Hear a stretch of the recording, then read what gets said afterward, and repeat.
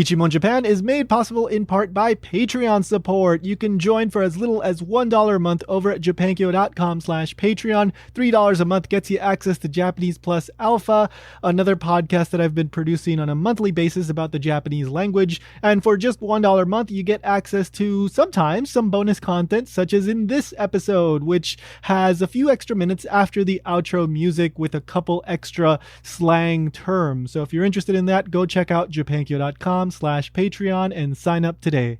It's like, yeah. Ryan, how was your day today, ATM? I'm fine. How about you, ATM?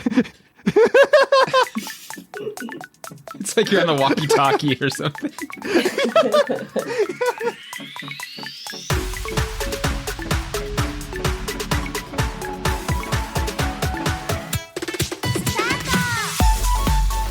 Welcome to Ichimon Japan. I'm Tony. And I'm Ryan.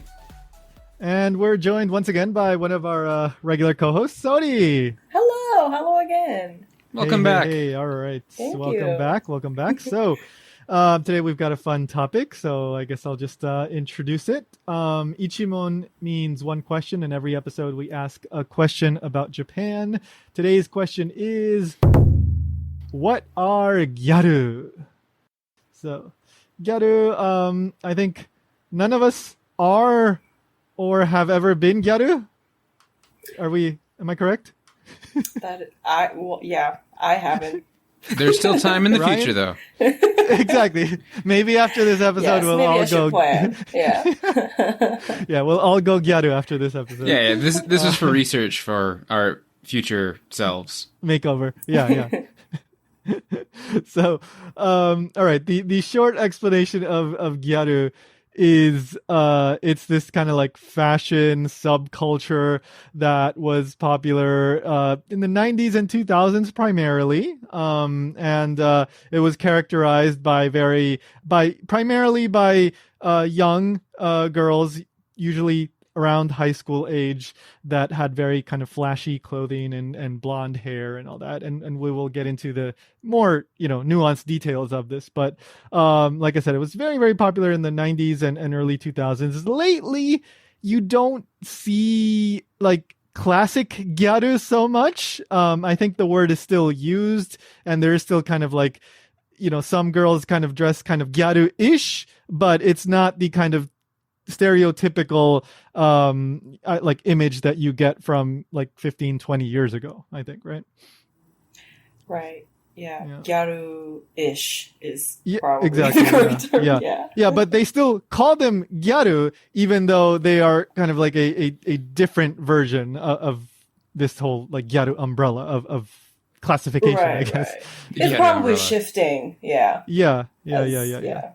I think it's kind of a little bit milder in a way, but still kind of some of those flashy-ish ideas. But again, we'll get into it in more detail. But so I wanted to start with the word gyaru. So of course, I think pretty much anybody that speaks English can guess this. This came from the word gal, right? Means girl. Like a slangy kind of way of saying gal or a girl. I would not guess the English speakers can guess that. I mean, gal and gyaru don't really sound that similar. Well, all right. English speakers with some level of Japanese, I'll put it that way. People that are listening to this show probably could have figured that out. But this word has been around since before this gyaru fashion culture, movement, I guess you would say. From what I can tell, it seems to have popped up around the 70s and into the 80s. It was used in different ways, but not to refer to this specific type of like dressing and speaking and all this. One place that you can use as proof of this is Dragon Ball. Because the character Master Roshi in the original Dragon Ball series, in order to train the two main characters at the time, Krillin and Goku, he asks them to bring him a young, cute girl, right? Because he's this perverted old man, right? Right. And in the original Japanese, he asks them for a pichi pichi gyaru. Pichi pichi. Yeah. People still use Pichi Pichi, Yeah, I I hear think. it. Even now. Yeah. Yeah. But that Pichi Pichi Gyaru is not referring to a blonde-haired, tanned Gyaru. He does get a blonde-haired girl, though. Yeah, eventually he does, yes. Definitely not tan skin. No. At this time, for sure. Yeah. But that was in the 80s, so I mean that's proof that Gyaru was around before then.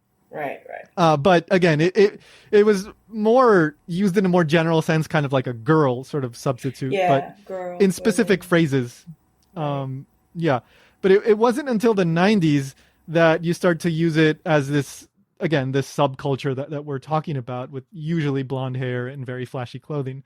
And specifically, it was around like the mid 90s, maybe between 93 to 95. It seems like this term started popping up.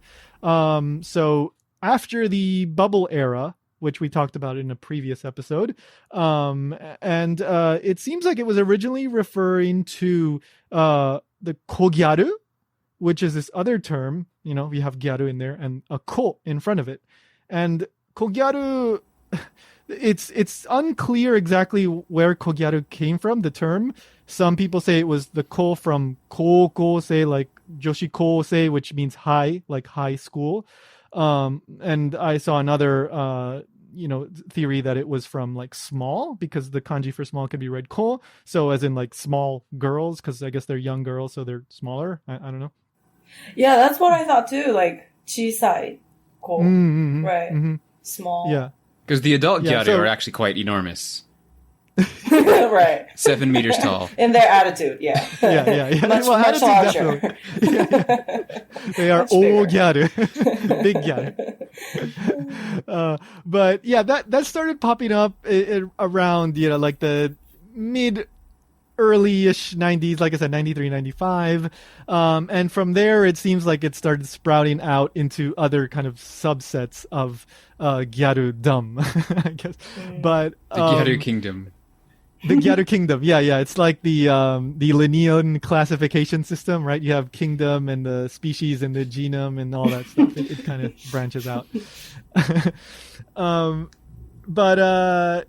So you start to branch out into other types of gyaru, but it seems like one of the most influential figures in popularizing this whole gyaru thing was a very popular singer. Her name is Amuro Namie.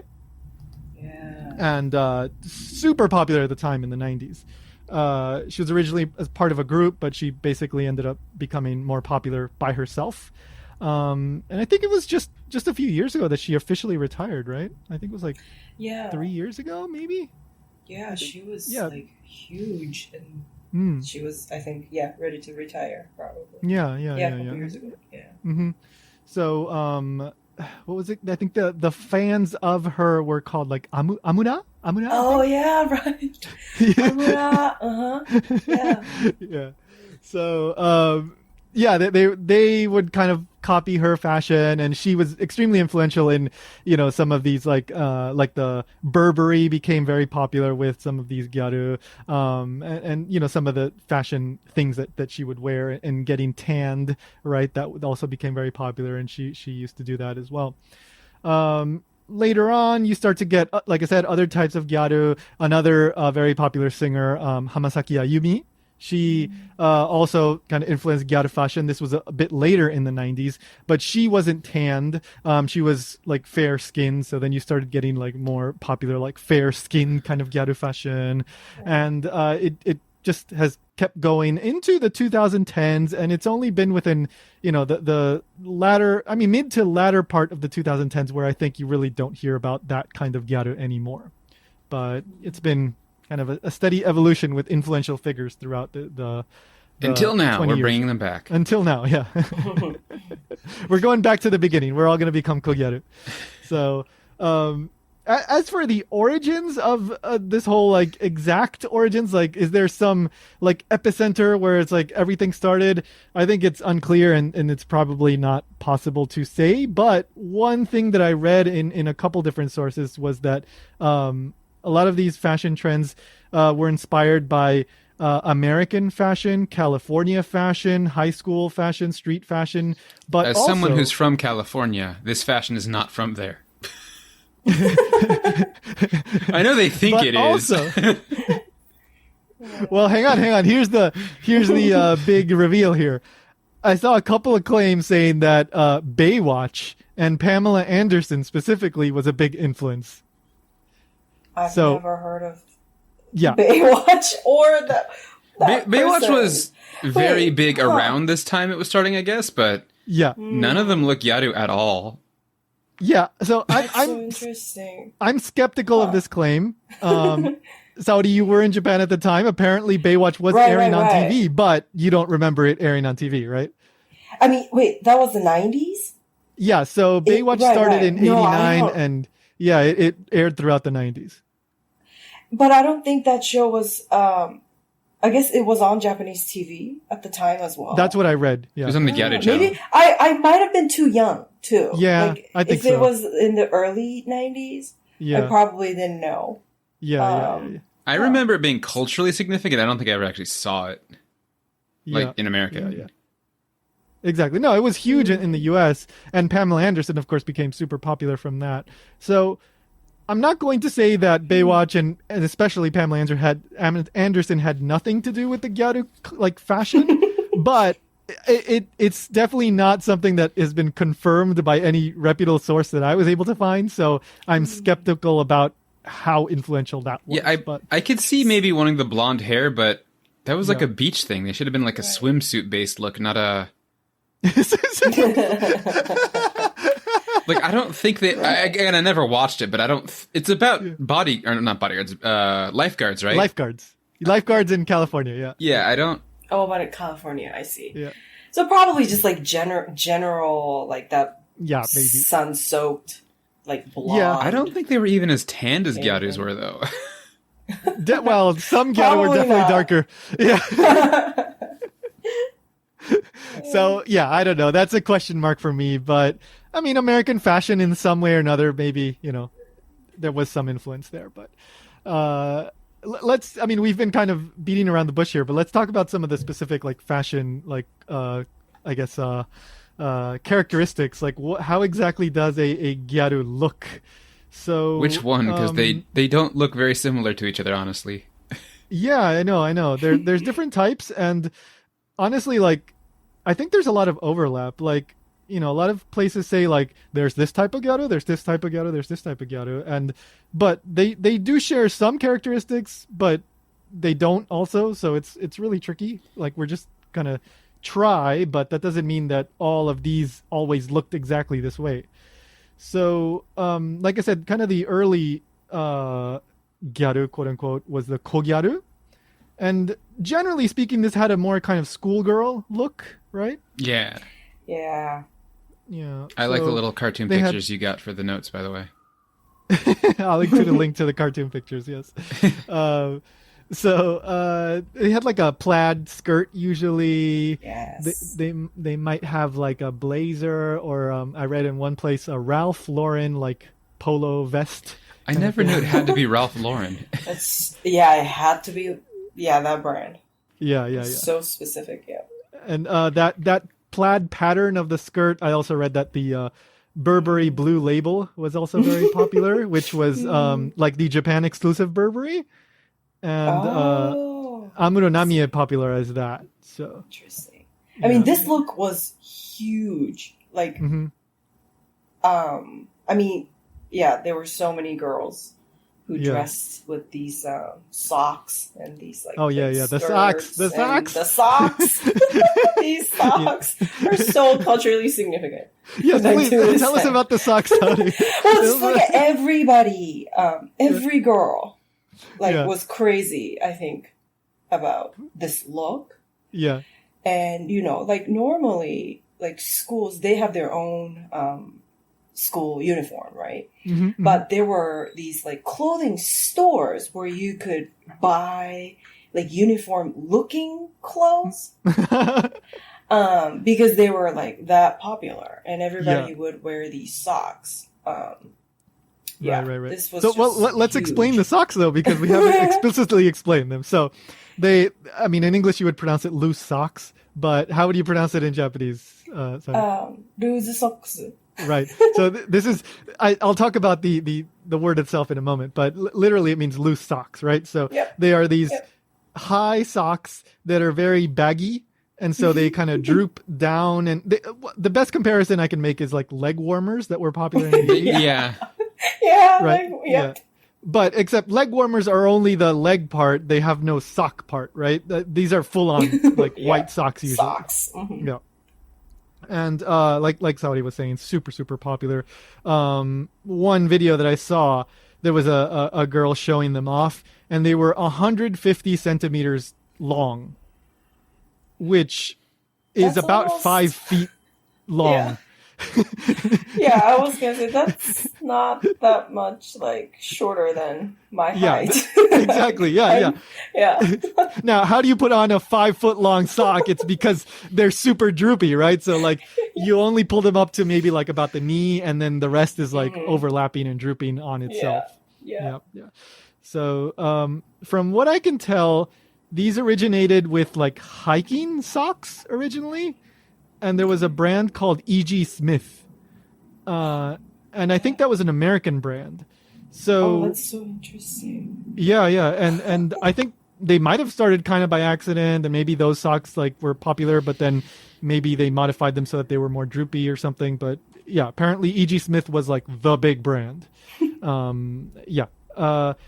for the word here, this is a super nerdy little linguistic thing, but the Japanese pronunciation is ruzu with a zu, right? Socks. Right. Even though the English is loose socks, right? Where's the zu? Like, there's no z sound there. Right? Yeah, it sounds like they're gonna lose the socks. Like, yeah, it sounds like they're gonna lose the socks. Yeah. So, you know, I tried to look into like if there was some, I don't know, like magazine article that they were the first ones to use the term loose socks, and that's where we get it. I didn't find anything like that, but I did find like one thing that mentioned like most people say it comes from loose socks, but because there's the zu there, it's uncertain.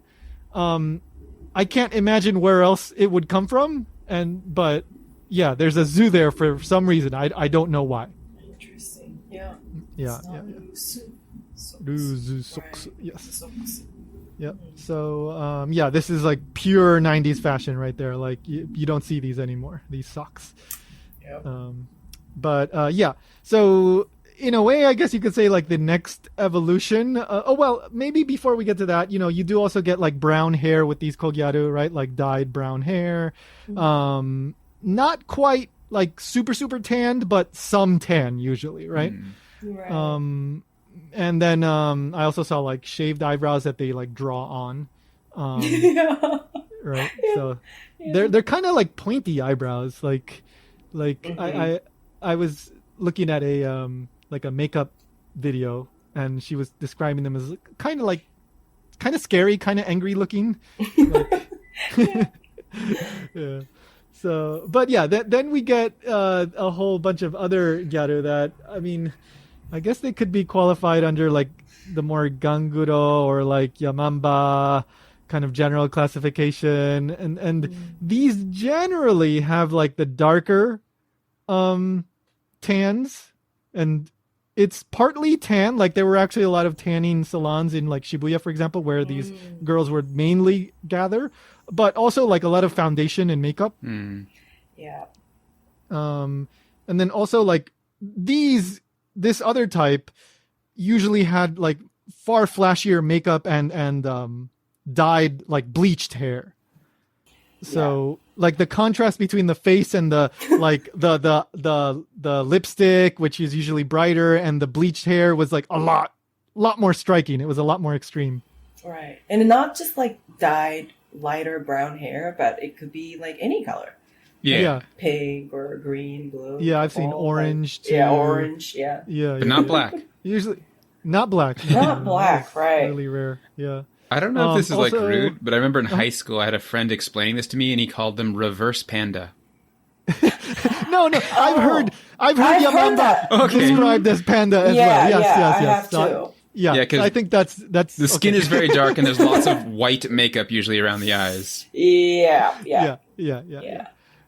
Also, like a lot of flashy colored clothing and a lot of like accessories, like bracelets and big earrings and platform shoes as well, right? Oh, yes. Platform shoes were also huge. Yeah. Platform huge. Like even I think the Kogyaru were using platform shoes as well. So these seem to have been popular like for, I don't know, quite a while in like the 90s to 2000s. And then one other class type that I saw seems to be the more recent type, or at least once we get into the 2000s, we see this like the ageha, which again looks rather similar, but I think less tanned. A lot of times, you know, pretty flashy, maybe not bleached hair, but still maybe brown or a little bit lighter. I think one of the characteristics that you see with the ageha a lot are like super big, like fake eyelashes. And like really puffy hair, like really voluminous hair. Right. I didn't know about this term. Oh, really? Yeah. Ageha. Yeah, I just heard Gyaru. I've heard it. Yeah. Well, again, subcategory, I guess you would say, but Right. yeah, ageha. You have to be in the Gyaru circle to know all these classifications. Or a Gyaruologist like Tony. Well, Gyarologist? So Gyarologist. Yeah. So, okay, you bring up the next topic or that I can talk about because I enjoy Eurobeat. I like that type of music. And this was a type of music that Gyaru were very much into. Right. And I learned a lot about Gyaru stuff through Eurobeat. Huh. Oh, that's interesting. Yeah. So Eurobeat is this type of like dance music that became very popular in the 90s in Japan. The peculiar thing about it is that it's mostly produced by Italians. They sing in English and it was mainly consumed in Japan. You know, just as you'd expect. Yeah. And a lot of the English lyrics are very nonsensical, but it's very just upbeat, like really high energy kind of music. I love it. But, maybe that's how loose came about, like Italians pronouncing the English and then Katakana it after that. I'm not sure if Italians were involved, but who knows? Maybe. So a lot of these gyaru at one time or another, they would go to club and they would dance para para. Have you ever danced para para? Have I ever done it? Yeah. I have not. Okay. But para para was also like Huge, right? Yeah, huge. Back in the 90s, mainly. So para para was this kind of dancing where people would basically dance with their like hands and arms. Like you would mostly stand in place and then you would kind of like wave your hands around and they would go up and down and to the side and you would move your feet a little bit to kind of go side to side, but that was mainly it. And for the most part, you would usually be looking at someone who was doing the dance moves, like on a stage if you were in a club, and you would be copying them. So it was a very, like, to use a more modern term, like socially distant kind of dancing. Social distance dancing. Yeah. So it's perfect for modern times. But like I the first time I went to Japan, I went to one of these clubs in Tokyo, and I think it was like the main one. So you're for this actually at the most time. Gyaru of all of us, definitely. in a way, I am. Yeah, That's amazing. This is my Gyaru confession. Yes. Wait, and people were actually doing para para moves? Yes. Really? Yes. Yeah. Look, like I never danced para para. I do still enjoy the music. I like the music. If it comes on YouTube and like I'll listen to a song, and I was listening to some today just to get in the mood. But my friend and I went, and I have to admit we felt very awkward. Basically what we did was we got our drink minimum, right? We had to order a drink. We sat down on the couches. And then everybody else danced para para. You like observed. Yeah. Wait, was this after 2000? This was 2006. Okay, I see. Yeah. So the biggest club for this in Japan, or at least the most famous one, closed in 2007. So I guess we might have gone to that one. I honestly can't remember, but it might have just been a para para night. I can't exactly remember, but I think the name of the place was Ageha, and that's how I learned that term. Oh, I see. So yeah. So that's my Gyaru story. When you were a gyaru for one night.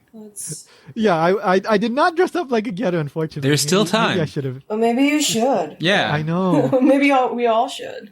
Yeah, maybe we all should. We'll do a part 2 where we all look like gyaru. This is great just because it's a podcast with no images. It's like, so you just have to trust us. We're going to describe look, ourselves. I have fake eyelashes on and my platform shoes on right now. So, yeah. I need to get my loose socks somewhere. Yeah, your loose socks. Yeah, loose socks. My hair's already brown, so I got that step done. Oh, good. Yeah, you don't even have to damage your hair with bleaching. Okay. I think I saw those socks on sale at like a Don Quixote somewhere recently. Yeah, you can still get really? them. So you can still get them. Yeah. I just remember thinking like, oh, I haven't seen this in forever, but I don't remember where it was at. Yeah. Well, I while I was researching this, I found the video that was shot in 2020 or 2021 of a Japanese YouTuber, going around Shibuya and asking girls to try on some loose socks.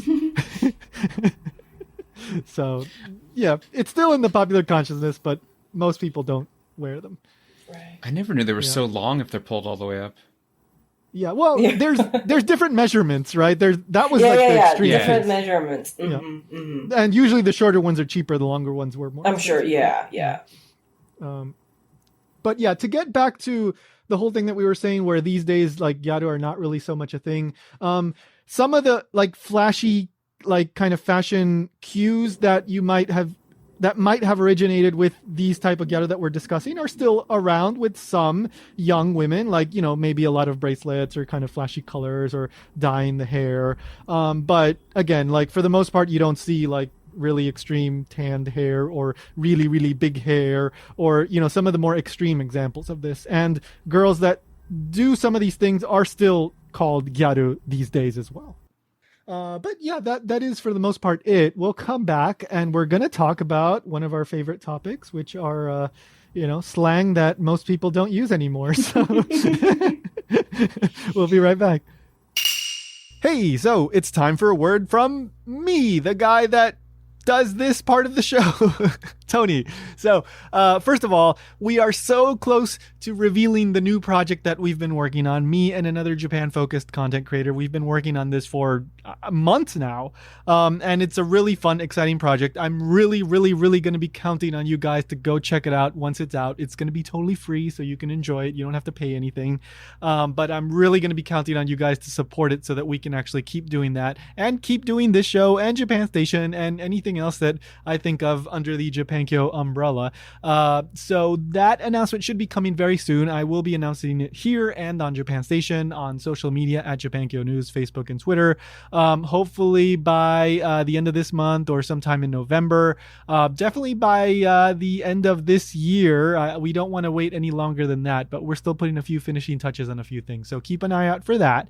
Of course, remember to subscribe on your favorite podcast platform or follow whatever it is on your podcast platform. That is basically the number one free thing you can do to support the show.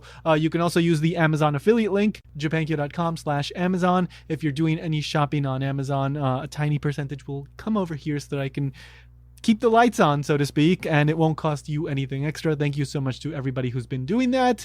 Thank you to everybody who's emailed the show.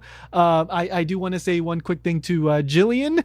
Thank you so much for pointing out the mistake that I made in the snakes in the well episode. Not snakes on a plane, snakes in the well.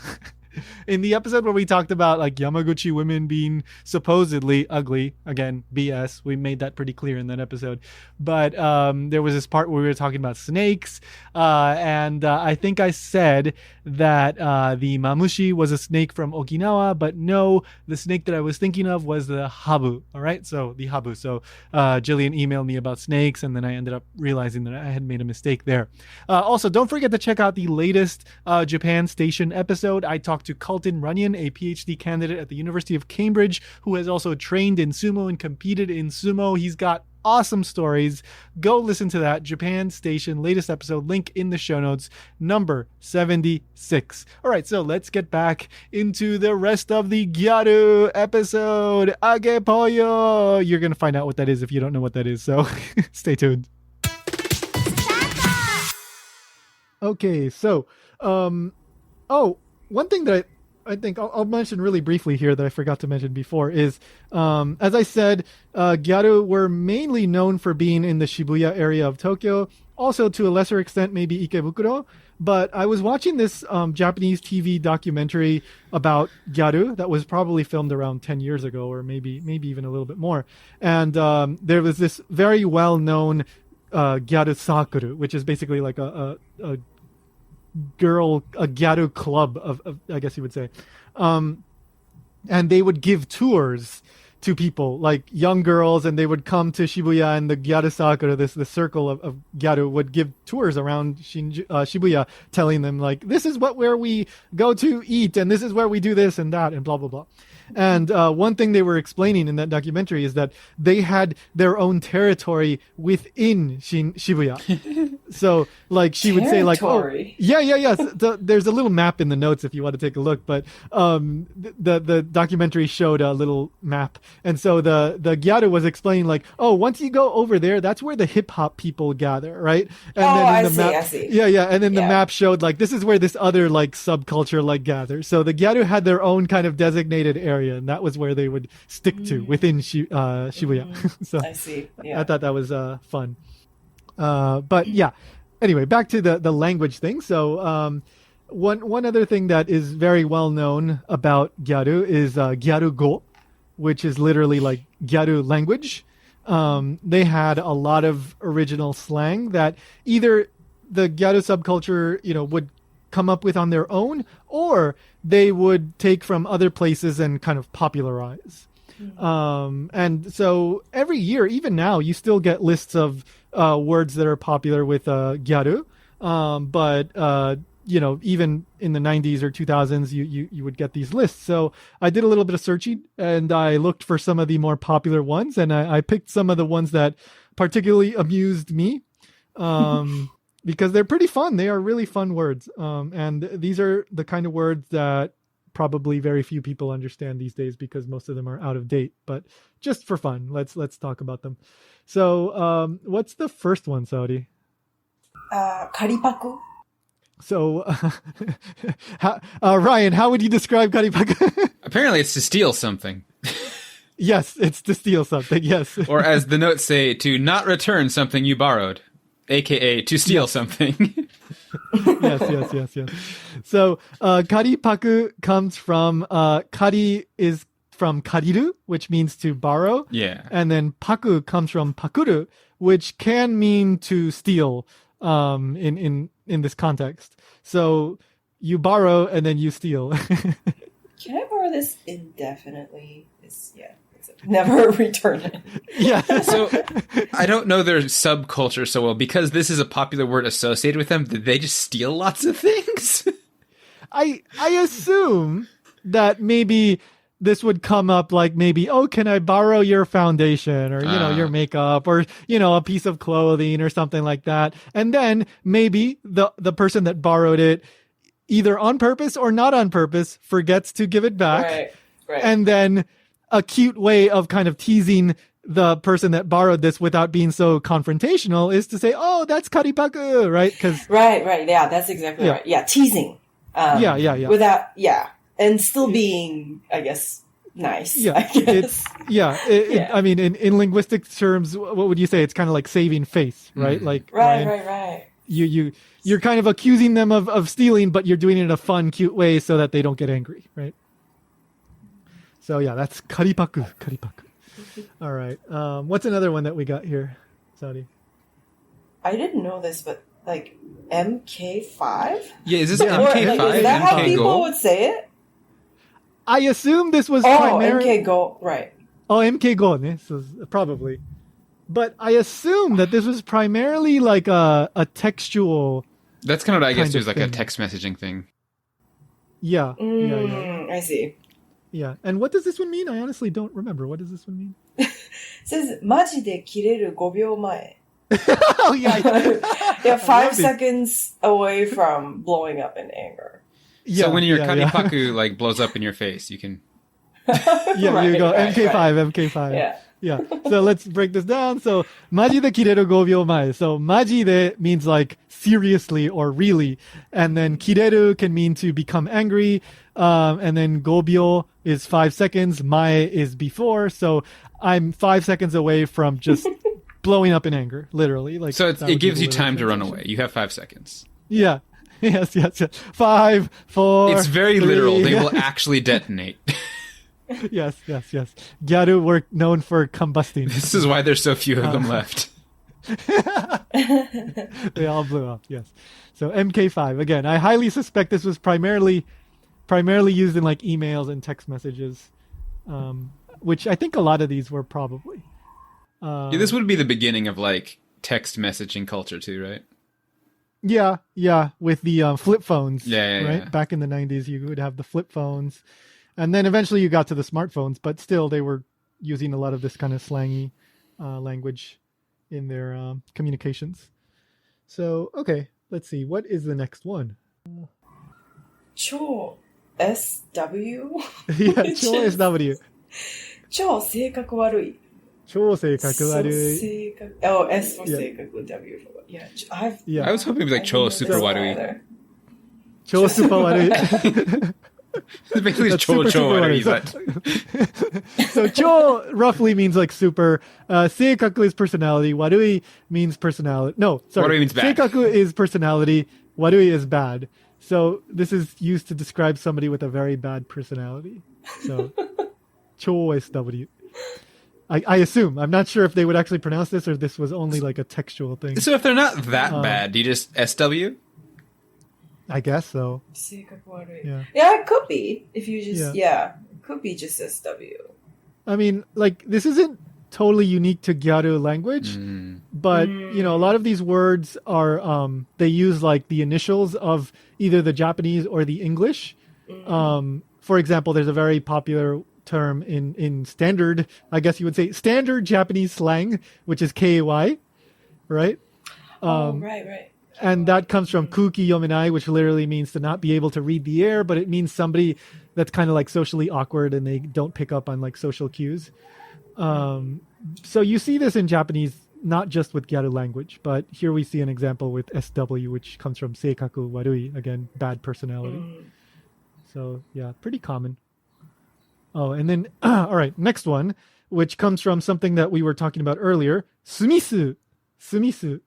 So that is a slangy term for loose socks, because like I was saying before, a very well-known, if not maybe the most well-known brand for these loose socks was E.G. Smith.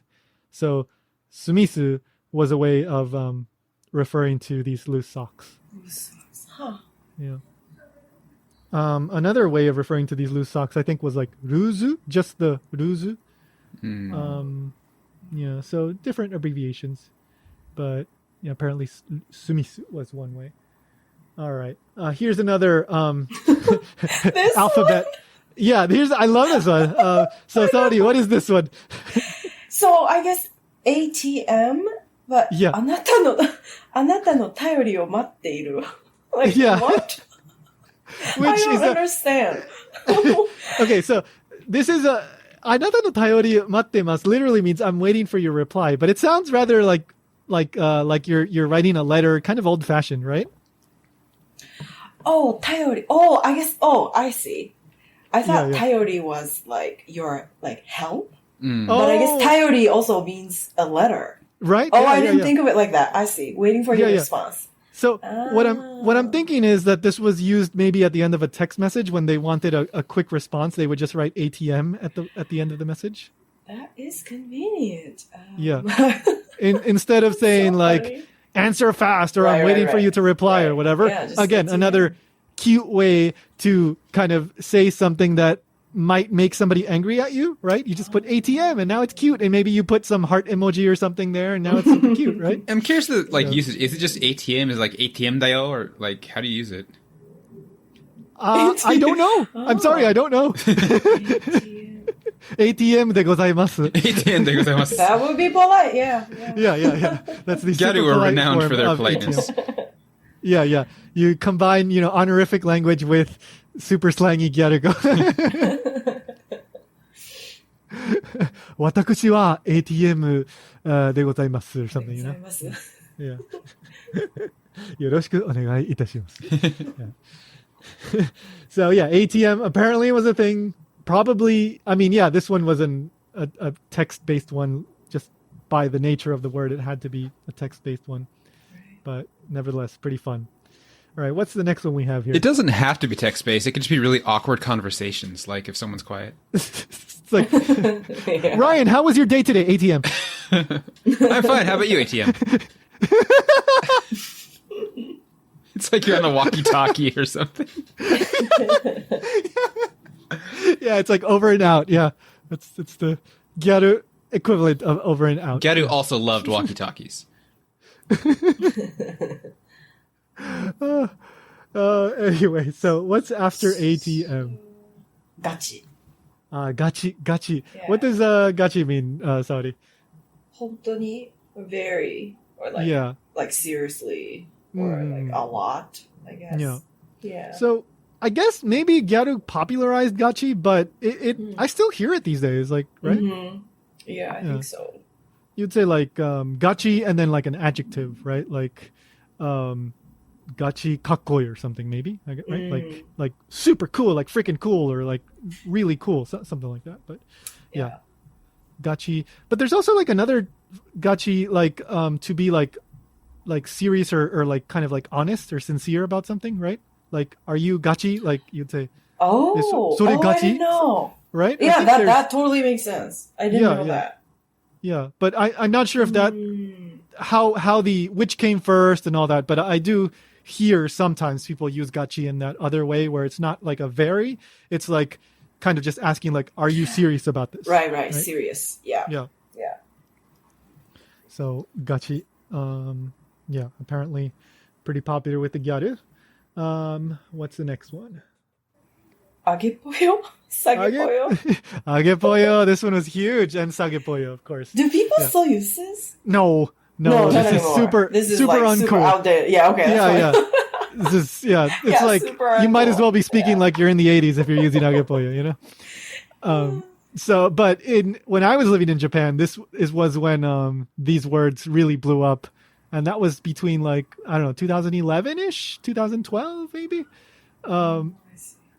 And okay, so agepoyo and sagepoyo come from, well, let's begin with agepoyo, because agepoyo comes from like tension or like ageru, or like alternatively like high tension, which is another Japanese term. Basically, this idea of tension is like your mood.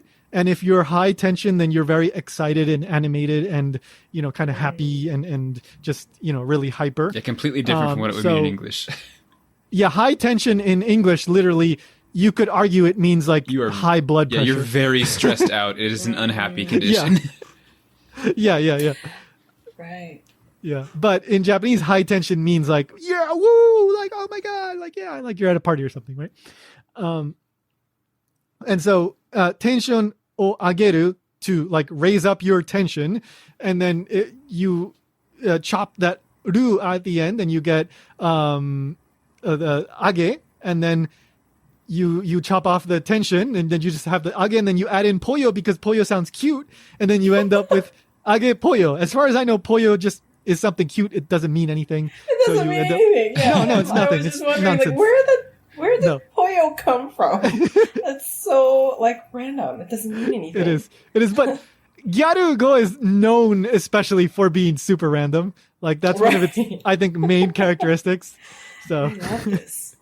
Yeah. So agepoyo, and one of the reasons why agepoyo like has stuck with me for so long is because in Spanish pollo means chicken. So yeah, it sounds like fried chicken kind of. Yeah, it sounds literally like age can mean fried. Oh yeah, karage. Yeah. Agepoyo. So to me it sounds like fried chicken. I'm so fried chicken today, guys. Yeah. And then the opposite of agepoyo, like excited and upbeat, you know, sagepoyo. Sage means to lower, so you're lowering the poyo, I guess. The droopy chicken. No, the tension. You're lowering the tension, and that means to be kind of like down and maybe a little like depressed, a little blue, you know, like low energy kind of thing. Sad chicken. sad chicken. Yeah, sad chicken. Sagepoyo. But, agepoyo would be this thing that these gyaru would like, yell out like, agepoyo, like if, I don't know, if you're at the club or something, you'd really, agepoyo. And you would see on TV these gyaru like yelling out, agepoyo, so this was like just such a trendy word for that year or two. But yeah, nowadays don't use it unless you are using it sarcastically, because people will go like, why are you saying that? Like that's just so, old right now. I guess it's more than 10 years ago. Like it says it's like ranked number 1 in 2010. Oh, there you go. Yeah. So it is. We're going over 10 years at this point. Yeah. Yeah. So, yeah. I think around 10 years, I think tends to be like peak uncool like area. Yeah. It's right? not yet like nostalgic. It's just outdated. Exactly. Right. Not yet. Yeah. Exactly. Yeah. Like it's only kind of nostalgic for maybe like the people around 30 years old or a little bit older. And that is like peak uncool right there. Once you get into like 40s and 50s, then it's like retro again. So sometimes some of these words and things come back. But yeah, right now, peak uncool, I think. All right. What do we have after agepoyo? Doron. Yeah, doron. I didn't know this one, but not doron as in like a drone, like a flying drone, but doron. No elongation. And apparently this means like bye-bye, goodbye, like sayonara, I don't know if it was a text-only thing or if gyaru were also saying this, but apparently this comes from like the sounds ninjas make when they disappear. Because, you think gyaru, you think ninja. Doron. I guess is that in like manga and stuff? Like the you would sound see like effect? doron. Yeah. Mm-hmm, mm-hmm. Uh-huh. So like a sound effect of doron, right? Which shouldn't a good ninja not make a sound when they disappear? I was just about to say that. They should be silent. So let me correct myself. This is the sound that bad ninja make when they disappear. Yes. So gyaru are kind of like ninja. Oh, so maybe there still are lots of gyaru. They just got better at ninja-ing, so now we don't see them. True. They stopped making the doron sound. Yeah. Doron. Yeah. So I hope they were literally saying this because it's just funny. Like, ja doron. I hope they were carrying like a cardboard cutout of a manga speech bubble so that it could be more authentic. Doron. So yeah, very cute, very wacky. Again, very nonsensical. A lot of these terms are like super like in group, right? Like if you're a gyaru, you're part of the community. You understand this other language. If you're not, then you have to learn it. You have to make that effort to kind of become part of the community. Yeah, secret code. Yeah. Just like ninja. Just like ninja, yeah. Exactly. Just like ninja. Where did the ninja go? They briefly became gyaru, and then gyaru became better ninja, and then they Yeah, disappeared. they're still here. We just can't see them because they became really good ninja. Yeah. There's actually 2 in Tony's room right now. Yes. Because I have the good gyaru connections because I went to the club that time. Yeah, So. they've been following you ever since. All right. What's after doron? Oh, right. Tehepero? This one I did know. Me too. I really like this one. What does tehepero mean? Sorry. I guess, whoops is the closest English term. Yeah, it's like a silly whoops. way to acknowledge a mistake, maybe, right? Mm-hmm. And the literal kind of breakdown of this is tehe is like a kind of an onomatopoeia of a kind of giggle, like a kind of like something like that. And then like a tihi, exactly. Yeah. And then pero is like, pero means like sticking out the tongue. It's kind of like tehe, and then you stick out your tongue. So it's like a cute, silly way to say like, whoops, I burnt the toast today or something like that. Yes. But it's like, don't scold me. Because I'm charming. Yeah. Like, in a way, apologizing. It's exactly. like pero. Yeah. And if I'm sure some girls would use this to kind of get out of bigger bad things that they did, and they just kind of would laugh it off as a I destroyed your car. Whoops,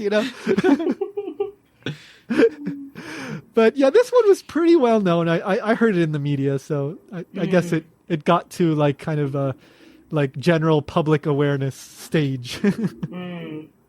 It says it was ranked number 2 in 2011. Oh, There you go. Yeah. So maybe if you break the top 5, then you really start to get into like general awareness. But the bottom ones usually not so much, I guess. I wonder what the 2021 rankings is. Is just blank. Well, I know that there were 2020 rankings, and there were a lot of like Gyaru focused magazines, and so a lot of these rankings are done by these Gyaru magazines. And I watched a video that one of these magazines did with the 2020 ranking, and the girls that were doing this were all very like modern Gyaru, like very flashy clothes, but not quite the classic Gyaru, but modern Gyaru. And a lot of the words that came out of that list, maybe like 2 or 3, I can't remember exactly, but several came from popular YouTubers.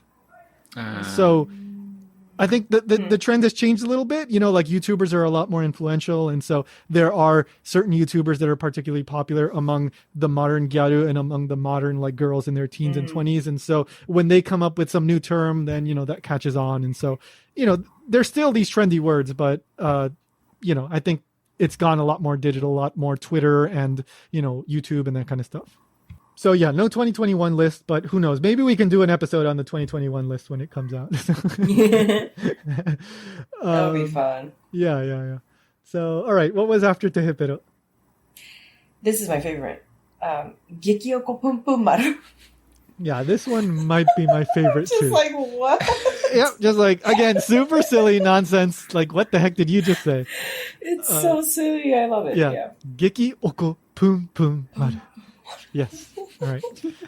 So that is something I don't know if you would say it or write it or both, but it means like to be angry, right? To be like very. Yeah, to be presumably very angry. However, Geki again, is if you remove the Geki, just pretty high. Yeah. Very dramatic to use Geki. If you're less mad, can you just say Oko Pum Pum Maru without the Geki? Oko pum pum. Yeah, that's just standard gangry. I wonder if it just keeps getting shorter and shorter. So if you're just like a little unhappy, just pun maru.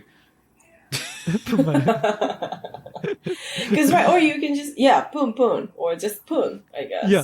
Oh my god. True. Yeah, because pun pun also means angry. So let's break this down. Yeah, right. Pun pun is definitely angry. Yeah. So geki again, like Saudi was saying, like it's a very kind of meaning, right? Very like, extremely. It means some kind of emphasis. Yeah.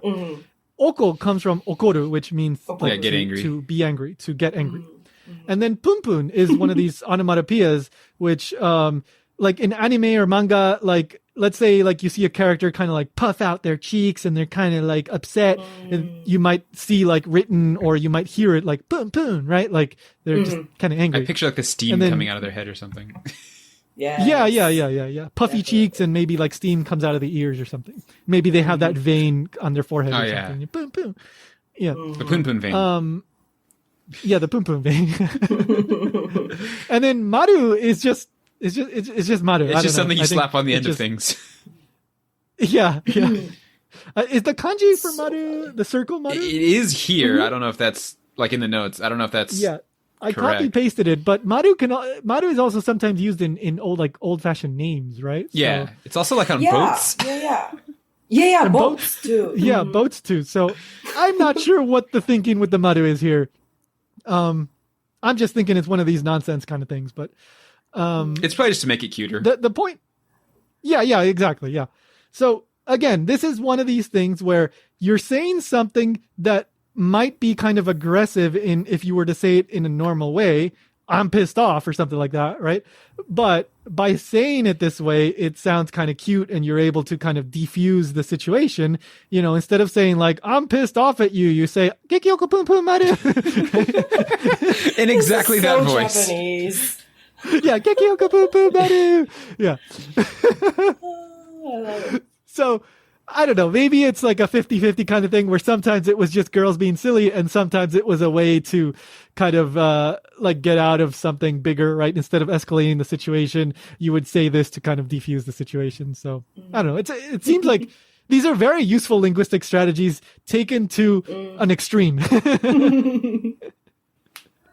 So, normally you might say like, oh, excuse me, this thing that you did, it's kind of disturbing, everyone around here, and I would prefer that. No, you can just say Gekioko Punpumaru. And I do got to point out that idea. for today's podcast, like we connect through a program, and Tony made his name Tony Poyo Poyo Punpunmaru. So are you upset today? No. I got rid of the oko because, I wasn't upset. So Oh, okay. I'm just Tony Poyo Punpumaru. I went with the whole nonsense idea here, so. But yeah, I didn't know this one. I love it. And somebody told me that sometimes Kumamon has used this in like text forms. Like, because Is he just really a Gyaru? Maybe. Yeah. Maybe. Yeah, because, well, Kumamon is a fairy according to the official like profile. He's not actually a bear. He's a fairy. Okay. He's a fairy? Yeah. He's a yosei. I guess because fairy. bears are like actually scary, so they didn't want to do that. True. Yeah. Well, a lot of these Yurukara are described as fairy, even though they look like a dog or a cat. Yeah, they're supposed to be magical. But yeah, they're magical things, right? And maybe Kumamon was some kind of Gyaru fairy. I'm guessing he actually looks like a polar bear, but he's like dyeing all his hair black just for the Gyaru-ness of it. Reverse Gyaru? Yeah. Well, I mean, that's fairy Gyaru. Oh, fairy Gyaru goes black. Yeah. Human Gyaru goes white bleach. So yeah, but I don't know. Maybe it was an Instagram post or something. Sometimes Kumamon has little speech bubbles, and we've seen like Gekioko Punpumaru in the Kumamon one. So yeah, But what made him angry? I'm not sure. I'm sorry. I didn't actually see this. This was just somebody told me this, so I'm just reporting information. Did he para para? Anyway, you know what? I know he dances, and he's a very good dancer. He's very athletic, but I've never seen him para para. So I'm sure he could learn. Yeah. I'm sure he can. Very well. Yeah. Yeah. He's very nimble. All right. What do we have next? Is this maybe the last one? Yeah, I think that was the last one. Oh, okay. So that was the last one. Yeah, All that right. was it. So, okay. So yeah, so Gekioku Punpumaru was the last one. There are many, many, many more. I will include links. They are in Japanese though, but if you can read Japanese, they're pretty fun lists, so I'll throw them in there. But yeah, there's so many other of these words, and a lot of these other words, for example, like they would be words that were trending at the time in general Japanese pop culture. So for example, around 2010 or 11, there was a very popular comedian that was using the catchphrase "toos," right? Kasuga, right? His name is Kasuga. This was another popular gyarugo. They just kind of appropriated that. So some of these lists, you take a look and you recognize words that are from other places, but I guess they caught on among gyaru as well. So yeah, very, very interesting stuff. But that's basically it for what we're going to talk about in terms of gyaru today. Any favorites, Saudi? Is it Gekioku Punpumaru? That is, yeah, I think that's my favorite so far. Yeah. I'll add another word though. Like, oh yeah, please. Oh, I think I told you, but like choberiba. Oh yeah. Choberigu. Yeah. Tells like how old I am, pretty much. But like choberiba was, I think that was like early 90s, maybe. Early like, 90s probably. Yeah, like right before the gyaru, I think, because I think that was earlier than gyaru. I think that was bubble era. Like, yes, so yeah. 90, 91, 92 maybe. Probably, yeah. Yeah.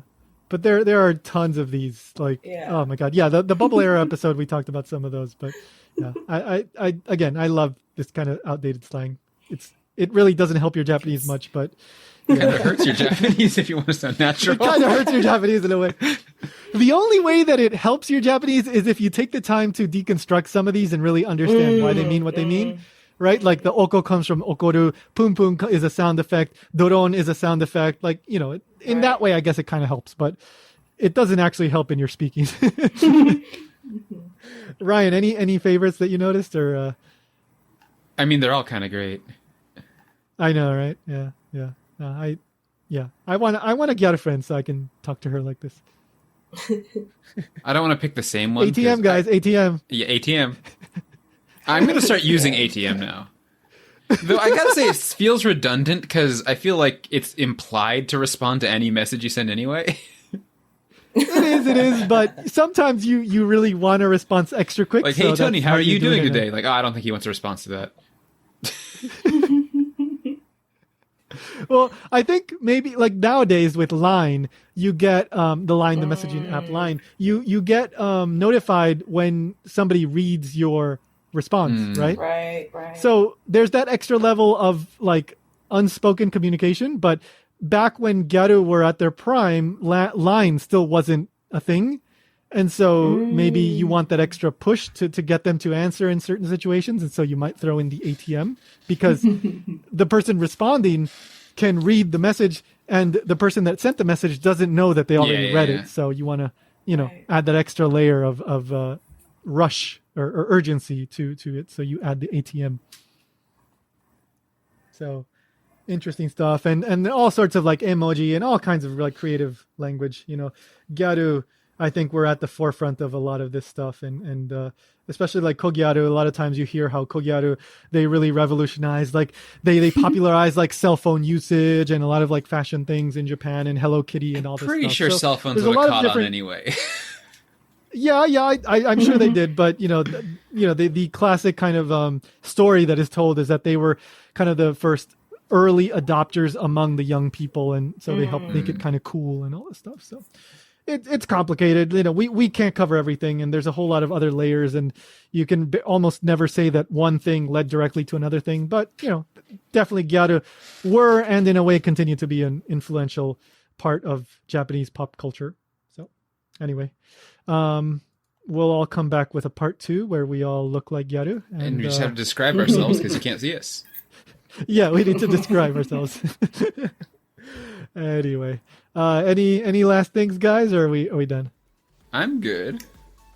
Yeah, I think we're good. All right, so what? Oh, so I guess we have to say doron. Oh yeah, Doron. So... All right, doron, guys. Doron. Doron.